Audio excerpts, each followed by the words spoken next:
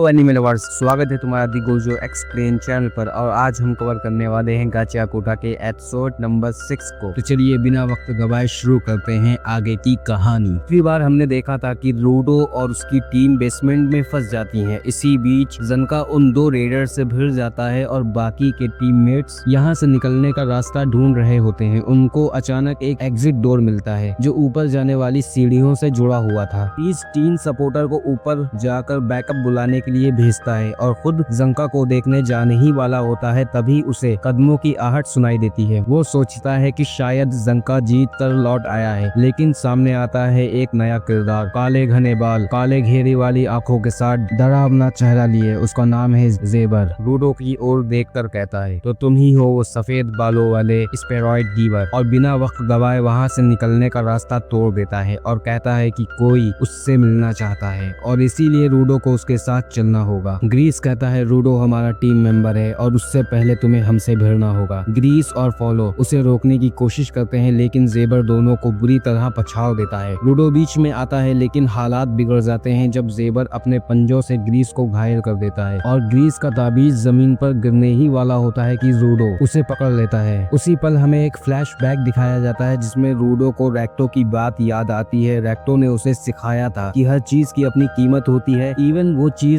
जिन्हें लोग कचरा मानकर फेंक देते हैं। यहीं से कहानी एक नए मोड़ पर आती है। रूडो ताबीज को ट्रांसफॉर्म कर देता है और उसे देखकर ग्रीस भी समझ जाता है कि रूडो की असली ताकत सिर्फ चीजों को हथियार बनाना नहीं, बल्कि उनकी असली वैल्यू को पहचानना है। जेबर इस नई पावर को देखकर और भी एक्साइटेड हो जाता है और दोनों के बीच जबरदस्त लड़ाई शुरू होती है। जेबर रूडो के ऊपर बार बार वार करता है, लेकिन उसका कोई भी वार रूडो को टच नहीं कर पा रहा था। तभी रूडो नोटिस करता है कि ताबीज उसे किसी भी हमले से बचा रहा है, क्योंकि ग्रीस हमेशा इसके जरिए प्रार्थना करता था कि सब सही सलामत वापस लौट जाएं। यानी ताबीज का मकसद रक्षा करना है। जेबर बार बार रूडो पर अटैक करता है, लेकिन हर बार ताबीज उसे रोक देता है और उसके हमलों को नाकाम करके उसे फ्रीज कर देता है और रूडो अपने मुक्के से पलटवार करता है। काफी मार खाने के बाद भी जेबर हंसते हुए कहता है, मैंने तुमसे लड़ाई करते वक्त ये नोटिस किया, तुम्हारा ताबीज सिर्फ उन्हीं हमलों को रोकता है जिसमें मारने की नियत होती है। मतलब अगर किसी चीज का मकसद तुम्हें चोट पहुंचाना है तो तुम्हारा ताबीज तुम्हें प्रोटेक्ट करता है। मगर तब क्या होगा जब मैं अपना होश खो दूंगा और पागलों की तरह वार करूंगा? तब क्या तुम्हारा ताबीज मुझे रोकेगा? फिर वो अपने ही पंजों से खुद को जख्मी करके अपने अंदर जहर इंजेक्ट कर लेता है। जहर असर करता है और वो लड़खड़ा कर नीचे गिरता है। सबको लगता है कि वो बेहोश हो गया, लेकिन अगले ही पल जेबर अचानक उठता है और इसी शॉकिंग मोमेंट पर एपिसोड नंबर 6 खत्म हो जाता है। तो दोस्तों अब देखना होगा कि क्या रूडो सच में जेबर को हरा पाएगा, ग्रीस और जंका जहर से कैसे बचेंगे और इस लड़ाई का असली अंजाम क्या होगा, ये सब हम जानेंगे अगले एपिसोड में। तो दोस्तों अगर आपको वीडियो अच्छी लगी हो तो लाइक और शेयर करें और कमेंट में एपिसोड नंबर 7 जरूर लिखें। और अगर आप चैनल पर नए हैं तो दी गोजो एक्सप्लेन को सब्सक्राइब जरूर करें। तब तक के मैं मिलता हूँ आपको नेक्स्ट वीडियो में।